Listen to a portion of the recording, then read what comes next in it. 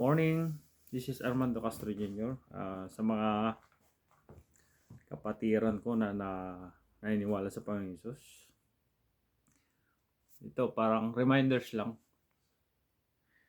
sa mga nangyayari sa kapaligiran natin, war, yung kung saan-saang bansa. So, andito na po yung mga birthplace na sinasabi ng Panginoon sa Matthew chapter 24, 25 na kailangan mangyari yung mga bagay na ito, pero hindi pa ito ang katapusan. Ito parang sa mga anak is labor time. So, in-encourage ko po kayo na huwag kayong matakot.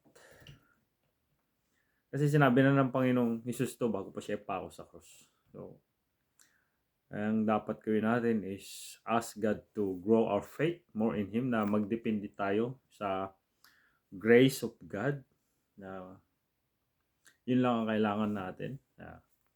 Sabi niya is magtiwala kayo sa Diyos at sa akin. So, kasi sinabi niya mga bagay na to na mangyayari in His perfect time na itinakda niya para sa atin. Pero ulitin ko sa mga naniniwala sa Panginoon Hesus, huwag kayong mag-alala at iingatan po tayo hanggang sa dumating yung sinabi niyang I will come again and I receive you to myself. So, basahin ko po sa Bible.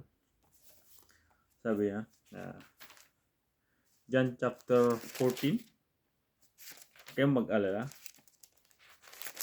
Paalala, reminders po to. Sabi niya rito, let not your heart be troubled. Kung anumang bagay na nangyayari sa kapaligiran natin, sa Pilipinas, Ukraine, Bangladesh, India, China, Taiwan,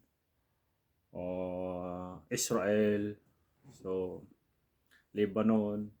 So, sinabi na ng Panginoon Jesus, ito pinagpauna niya bago pa siya ipako sa cross. Kaya sabi dito is, let not your heart be troubled. You believe in God, believe also in me. Ayan. In my Father's house are many mansions.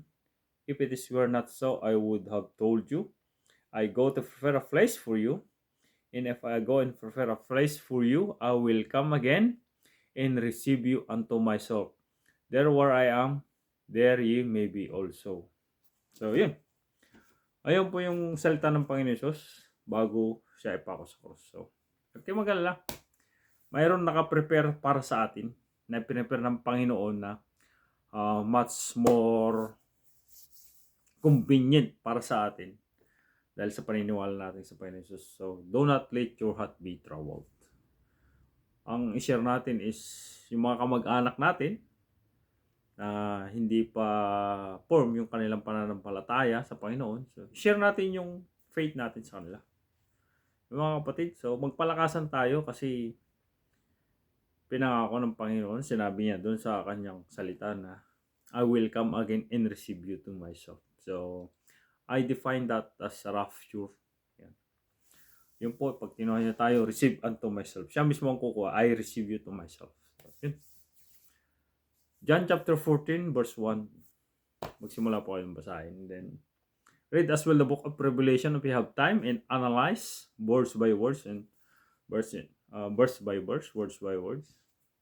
Kasi kaya lang mangyari ito kasi sinabi na ng Panginoon. Kaya sabi ng Panginoon, param ang lahat, pero ang salita ko hanggat hindi nangyayari ay hindi mawawalan ng bisa. So, makapangyari sa salita ng Panginoon. So, yun. God bless sa inyo lahat and I'll see you in heaven. God bless you all.